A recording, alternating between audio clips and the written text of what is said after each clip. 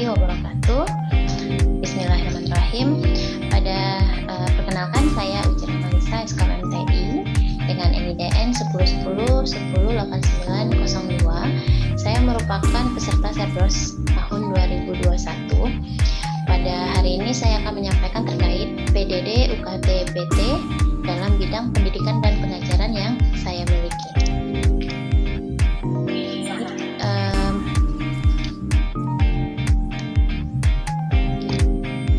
Tahun 2013 saya lulus dari pendidikan jenjang S1 di STEMIK AMIK Riau Pekanbaru, jurusan Teknik Informatika. Saya melanjutkan studi ke jenjang S2 dan lulus pada tahun 2017, namun diwisuda pada tahun 2018 di Bina Nusantara atau BINUS University Jakarta, jurusan Teknik Informatika. Pada tahun 2018 saya menduduki jabatan sebagai KB3M atau Ketua Penelitian dan Pengabdian kepada Masyarakat di STEMIK Hangzhou Pekanbaru. Kemudian di tahun 2019 saya diangkat sebagai Sekretaris Prodi Sistem Informasi STEMIK Hangzhou Pekanbaru hingga saat ini. Terdapat linearitas antara jenjang pendidikan yang saya tempuh dengan pekerjaan, mata kuliah yang saya ampu saat ini, kemudian dengan penelitian juga pengabdian yang nantinya akan saya sampaikan, yang saat ini saya jalani sebagai seorang dosen.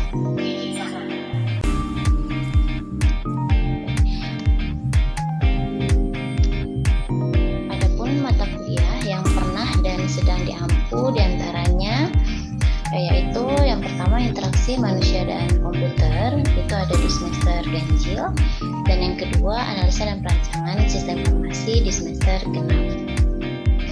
Kemudian bahan ajar atau sumber belajar yang dikembangkan diantaranya slide presentasi pengajaran, modul, dan video materi. Nah, untuk video materi itu saya upload di e-learning yang bisa diakses di e-learning.htp.ac.id untuk di STEMIK Hangzhou Pekanbaru. Kemudian saya juga mengupload video pembelajaran di akun YouTube channel saya yaitu Uci Rahmalisa. Nah, berikut akun channel YouTube saya Uci Rahmalisa. Dan kemudian disinilah mata kuliah yang atau pengembangan bahan ajar yang sudah saya buat bahan materi presentasinya untuk dilihat oleh mahasiswa saya. Baik, selanjutnya saya akan menjelaskan tentang mata kuliah yang saya ampu, yaitu mata kuliah interaksi manusia dan komputer atau Human Computer Interaction.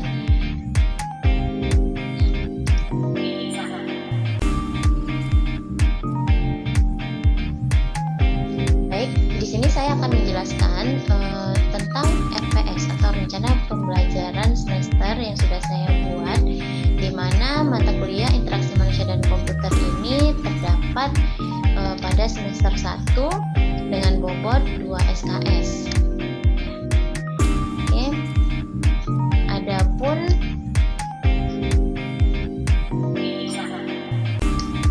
capaian pembelajaran atau CPL Prodi pada perkuliahan ini diantaranya yaitu sikap.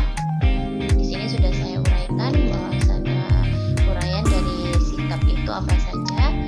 Kemudian pengetahuan. Nah, di mana untuk pengetahuan itu sendiri mahasiswa mampu menjelaskan pengertian dari interaksi manusia dan komputer, kemudian menguraikan faktor manusia yang berpengaruh dalam interaksi manusia dan komputer itu sendiri. Di mana untuk saluran input, output, dan proses yang ada pada komputer juga ada pada manusia dengan model yang berbeda. Kemudian mengetahui konsep prototyping dan analisis tugas pada manusia dan interaksi manusia dan komputer. Jadi bagaimana cara manusia pada umumnya untuk memecahkan masalah dalam menguraikan analisis tugas, mahasiswa mampu dalam menguraikan analisis tugasnya. Nah, begitu juga bagaimana caranya komputer mampu memecahkan sebuah masalah dan mahasiswa juga mampu menguraikannya gitu, dari kedua aspek ini. Kemudian keterampilan umum, memahami konsep, berbagai aspek dan implementasi interaksi manusia komputer dalam perangkat keras maupun perangkat lunak. Kemudian mampu membuat prototipe manual dan mampu melakukan analisis tugas pada manusia dan IMK.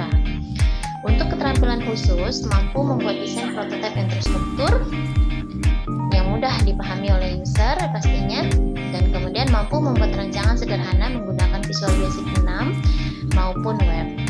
Jadi ada dua yang akan saya kasih ke mahasiswa nanti, yaitu menggunakan Visual Basic 6 dan maupun web. Kemudian untuk implementasi UI UX-nya nanti mahasiswa bisa menggunakan aplikasi Figma.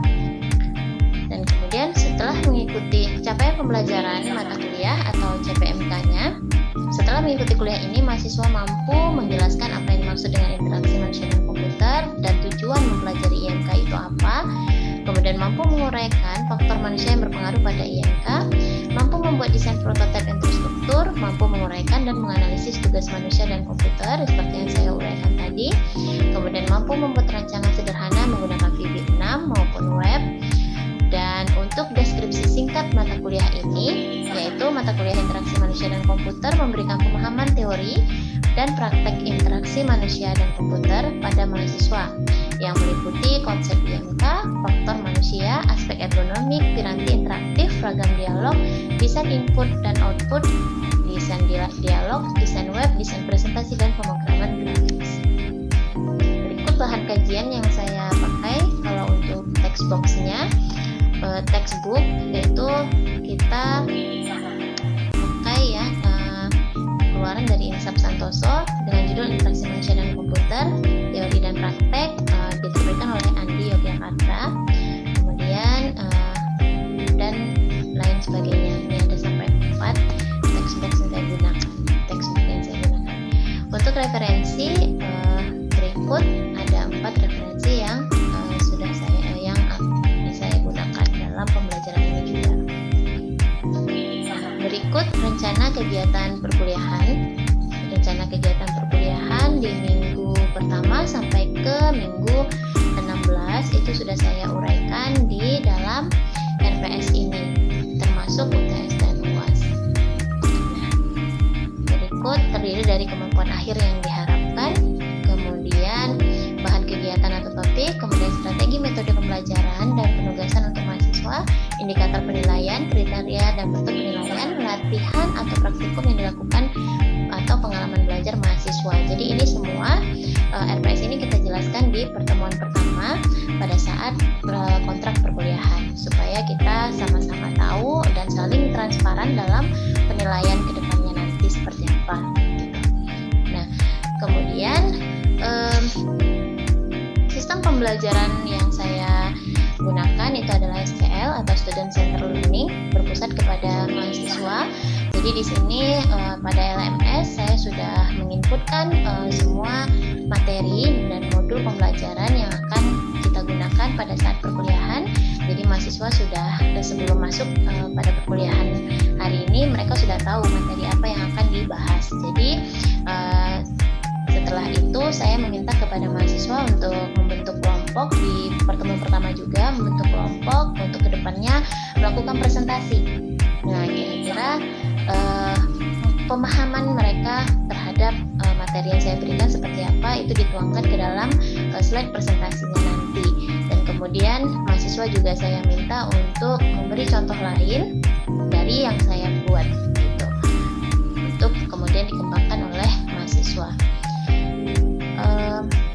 Dan kemudian untuk metode pembelajaran, nah metode pembelajaran di sini sudah dijelaskan. Saya menggunakan metode ceramah, kemudian dilanjutkan dengan pembukaan dari saya yaitu ceramah, kemudian dilanjutkan dengan diskusi melalui Google Meet untuk di masa pandemi ini. Biasanya kita diskusikan langsung di kelas, namun sekarang kita lakukan dengan menggunakan Google Meet atau via Zoom gitu. Dan kemudian saya juga menggunakan e-learning ya. Semua materi sudah saya upload di e-learning dari pertemuan 1 sampai ke pertemuan 16, termasuk latihan-latihan dan tugas. Kemudian untuk kehadiran indikator penilaian itu terdiri dari kehadiran, sikap, dan juga keaktifan mahasiswa di dalam proses pembelajaran atau proses belajar mengajar. Kemudian kriteria dan bentuk penilaian itu adalah keaktifan mahasiswa dalam diskusi. Nah, berikut adalah latihan atau praktikum yang dilakukan atau pengalaman belajar mahasiswa yang dituangkan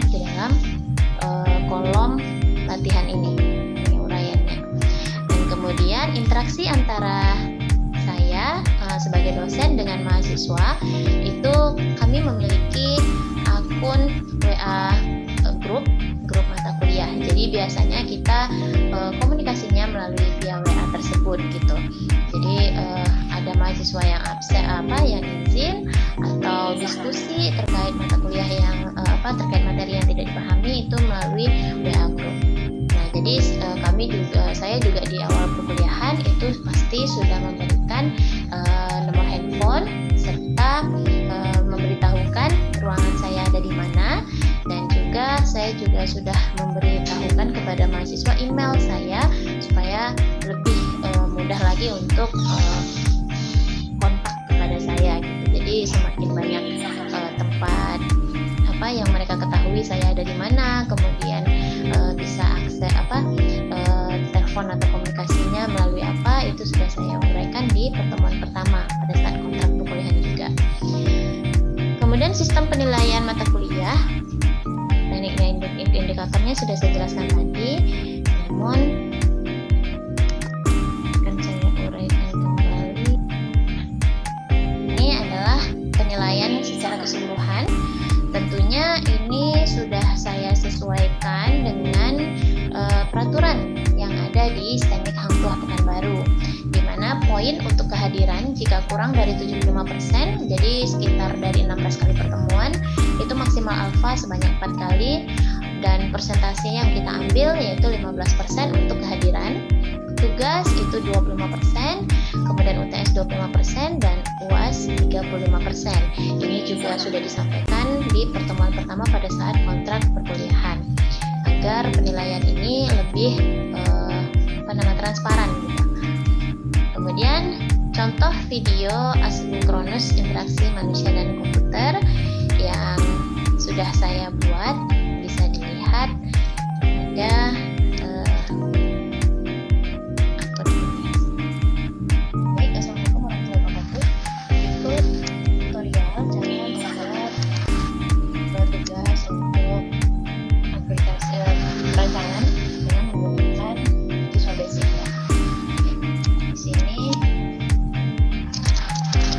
buka Visual Basic-nya dulu. Oke, maka akan ada tampilan seperti ini. Pilih yang standar Excel. Standar Excel. Kemudian kita kenali dulu tools yang ada yang di sini. Ini merupakan pointer, feature box, label, dan text box. Kemudian ada frame dan lain-lain. Ini ada di modul yang sudah saya upload di e-learning. Silahkan disimak. Kemudian di sini ada properties untuk kita mengganti nama captionnya, nama labelnya, dan segala macam. Kemudian di sini ada project. Ambar, boleh dilanjutkan yang tadi. Kemudian kita cek di modul, kita di sini akan buat latihan yang pertama. Jadi di sini di modul itu ada pengenalan ya terkait menu, toolbox, dan juga formnya, dan ada project dan properties, audio editor, dan lain-lain. Saudara simak dan pahami modul yang saya berikan. Untuk latihan pertama, kita bikin formnya seperti ini. Labelnya kita bikin 3, teksnya kita bikin 3, komennya kita bikin 2. Oke. Label kita bikin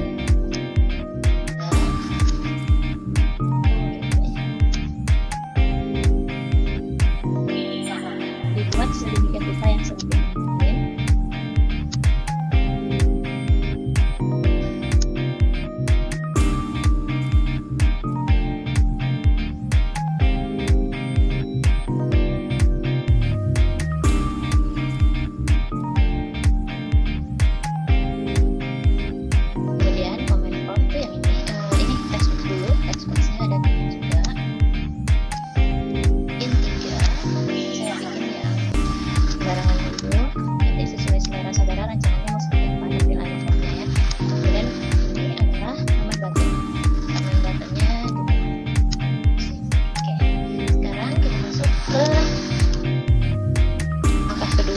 Memberi nama atau mengganti propertiesnya. Nah, untuk form 1, captionnya kita ganti dengan belanja. Jadi klik di form ini, kemudian di captionnya kita ganti dengan belanja. Mudah ya, captionnya jadi belanja untuk yang form 1. Kemudian untuk text box 1, 2, dan 3 kita ganti teksnya, kita kalimat kosong tapi kosong gitu ya, kita buang tulisan yang ada di situ sehingga tampilannya nanti kosong betul-betul tidak ada huruf apapun di sana. Kemudian namanya kita ganti dengan disesuaikan dengan properties yang ada di sini ya. Text untuk text box 1 namanya kita ganti teks T habis satuan dan teksnya kita kosongkan. Berarti satu teksnya ini kita kosongkan, kita buang saja ini udah. Dan namanya kita ganti dengan teks T aja satuan. Ingat, penulisan pada teks box ini sangat berpengaruh pada saat saudara coding. Jadi jika tulisannya kecil semua maka pada saat pengkodingan juga harus kecil semua. Jika ada yang besar maka itu harus disesuaikan. Ada satuan, kemudian teks box 2 teks T juga. Ini label teks 2 kita ganti menjadi teks T jumlah. Untuk teksnya kita kosongkan lagi. Dan pada saat di run dia kosong ya. Ada tampilan apa-apa. Kemudian teks 3-nya bayar, teks T bayar kita kosongkan lagi. Teks 3-nya kita kosongkan, kemudian di nya kita ganti dengan teks T bayar. Oke. Kemudian di label, ingat label ini kita ganti. Cek. Labelnya kita ganti dengan captionnya aja ya yang diganti disesuaikan dengan ini, yaitu harga satuan jumlah barang bayar. Label kita ganti dengan di captionnya saja.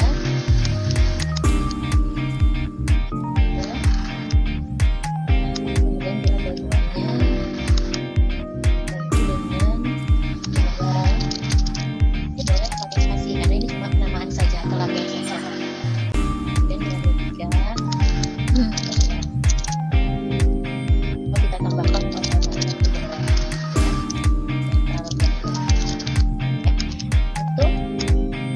komen 1 dan komen 2 kita ganti captionnya menjadi proses dan keluar. Komen 1 proses, komen 2 keluar. Nah, sekarang setelah formnya selesai kita masuk ke bagian coding. Klik 2 kali pada proses, 2 kali. Nah, untuk seperti ini kita lihat codingnya itu apa. Ini dia ya. Nah, di sini kita kan mau mencari jumlah total bayar. Jadi di sini total bayar sama dengan teks 1 dikali teks 2 gitu. Logikanya seperti itu. Jadi cara membuatnya seperti ini. Teks T bayar. Ingat ya penulisan tadi, jangan sampai salah. Kalau kecil semua, kalau ada yang besar kasih huruf besar. Sesuaikan dengan yang saudara buat di text box tadi. Nah, kalau muncul seperti ini itu tandanya sudah benar codingnya.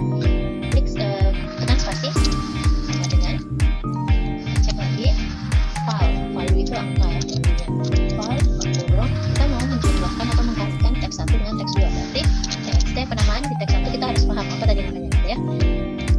Karena di teks 1 tadi kita ganti dengan harga satuan, berarti teks T harga satuan. Saya ingatkan kembali penulisan harus sesuai. Teks spasi tutup kurung dikali value lagi nilai dari angka yang ada di teks 2. Teks 2 tadi adalah teks T jumlah di titik teks. Kemudian kita kembali ke form. Klik di sini di project ini kan ini untuk view objeknya atau form atau perancangannya. Kemudian ini view coding. Oke. Klik keluar, kita ketikkan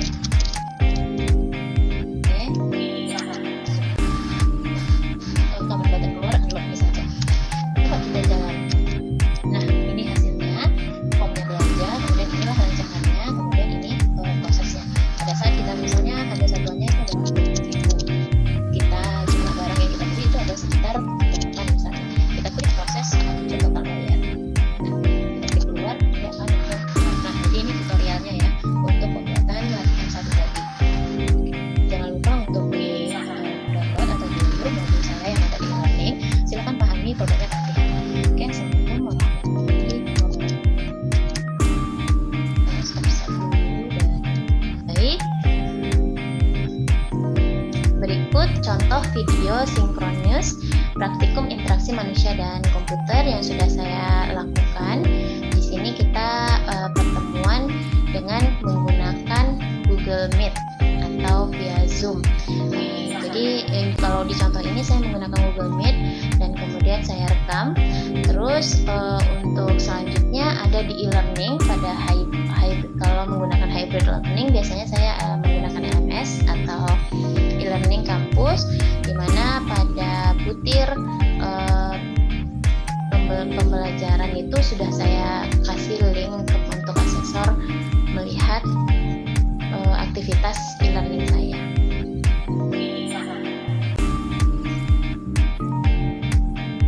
Baik, saya perjelas kembali ya. Pada pertemuan kita hari ini kita membahas tentang bahasa tingkat tinggi dan bahasa alami pada interaksi manusia dan komputer. Jadi output yang kita inginkan adalah saudara mampu membedakan yang mana bentuk dari bahasa alami, yang mana bentuk dari bahasa perintah, ya. Nah, dan saudara juga tahu perbedaan dari masing-masing bahasa tersebut, gitu ya. Dan kemudian nanti di akhir materi juga saya akan kasih satu contoh. Kemarin kita akan masuk tentang Visual Basic ya. Cuman nanti itu di setelah UTS. Nah, jadi kebetulan kemarin kita udah selesai UTS. Jadi nanti kita akan masuk Visual Basic. Yang pertama yang perlu saudara ketahui adalah saudara harus install dulu Visual Basic-nya, Visual Basic 6.0. Nah, untuk modul dan juga materi terkait VB ini sudah ada saya upload di e-learning. Nanti bisa dicek e-learning-nya, ya. Udah masuk kan ke e-learning? Udah, Bu. Nanti kita ambil di e-learning, kemudian nanti saya forward kembali video pembelajaran terkait membuat aplikasi sederhana dengan menggunakan Visual Basic, gitu ya. Oke, jadi kelas kita hari ini akan diambil alih oleh kelompok 3 dan memberikan materinya. Kemudian di akhir sesi nanti kita akan ada diskusi. Kalau misalkan nanti waktunya tidak cukup, karena kebetulan hari ini saya akan kampus juga ada kegiatan, jadi nanti kita akan lanjutkan diskusi ke forum WA, ya. Oke, silakan paparannya kelompok 3. Ya, Bu. Oke, baiklah. Saya lanjutkan pada terlihat pada gambar ada kamera, satelit. Ini gimana nih penjelasan gambarnya? Gimana? Merekam, Bu, di kamera. Terus ini manipulasi langsung remote Piranti dapat dioperasikan dari jarak jauh, katanya kan, jika antar muka pemakai yang memadai dapat dibangun. Jadi semacam misalnya nih kita posisi di rumah sementara komputer di kantor, itu kan kita punya aplikasi remote kan untuk mengontrol komputer kita yang ada di kantor gitu. Bisa, Bu. Paham Ya, Bu. maksudnya? Ya, Bu. Ya, Paham, Bu. Paham, Bu. kan? Ngerti, Bu. Oke. Nah, biasanya kita Bisa saya tambahkan sedikit, Bu. pakai mana nih, Taman? Ngerti kan, Taman? Ngerti, Bu. Itu kayak kita pakai aplikasi ini, Bu.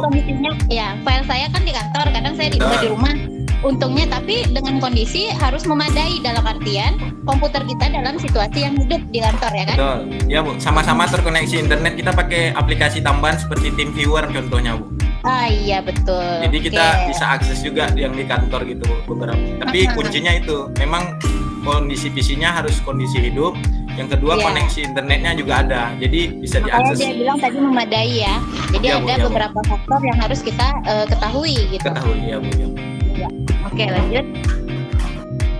Nah, kebetulan saya mau ke kampus setelah ini. Cuman sebelumnya saya mau kasih tahu dulu nih. Ada yang latihan yang harus dikerjakan.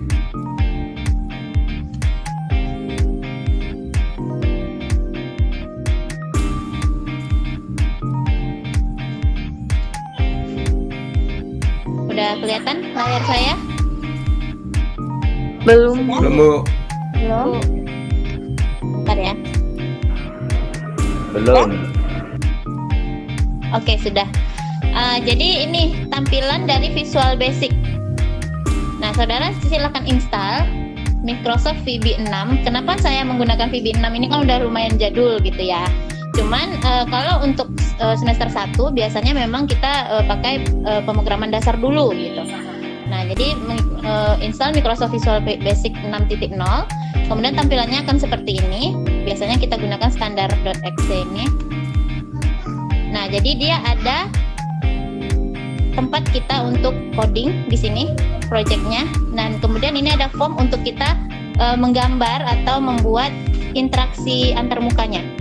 Misal kita mau bikin label, nah di sini kita tinggal bikin label. Kemudian di sini ada tempat untuk kita mengedit label yang kita buat tadi. Misal caption labelnya mau kita ganti latihan Tuh kan berubah dia latihan 1 misalnya. Nah, kemudian nanti mau tambahkan timer bisa, tambahkan komen di sini bisa untuk proses. Nah, kalau untuk mau bikin rumus atau codingnya itu klik 2 kali di komen akan muncul di sini. Nah, ini dia tempat kita menginputkan sintaksnya atau codingnya. Nah, untuk modulnya, nah ini nanti saudara bisa ambil di e-learning ya tentang VB.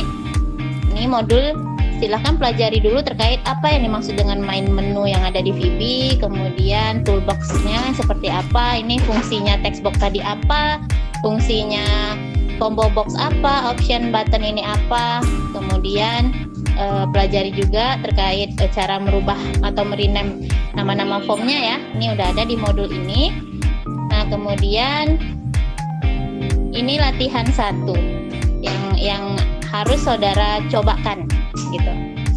Jadi minggu depan akan kita presentasikan ya hasilnya. Ini udah ada instruksinya. Jadi yang perlu dikerjakan adalah modul 2 latihan 1 pada halaman 4. Itu saja. Nanti outputnya itu seperti ini. Pada saat kita menginputkan harga satuan, misalnya kita beli sampo seharga 1.500, kemudian kita inputkan jumlah barang yang dibeli, misal 2 atau 3 atau berapa. Pada saat kita klik proses, text box pada bayar ini akan langsung atau otomatis nominalnya langsung keluar gitu. Paham maksudnya? Paham ya? Oke. Silakan dicobakan di komputer masing-masing. Oke, saya rasa pertemuan hari ini saya cukupkan sampai di sini. Terima kasih banyak untuk kelompok 3 hari itu presentasinya, dan kelompok-kelompok sebelumnya presentasinya juga sangat bagus. Untuk kedepannya saya harapkan kelompok 4 dan seterusnya ya bisa lebih bagus dari kelompok-kelompok yang sudah tampil hari ini. Ya, saya tutup. Assalamualaikum warahmatullahi wabarakatuh. Terima kasih. Waalaikumsalam warahmatullahi wabarakatuh. Terima kasih ya. Assalamualaikum. Rekamannya tolong dikirim ya. Ya, Ya, Bu. Oke. Latihan dulu yang kerjakan.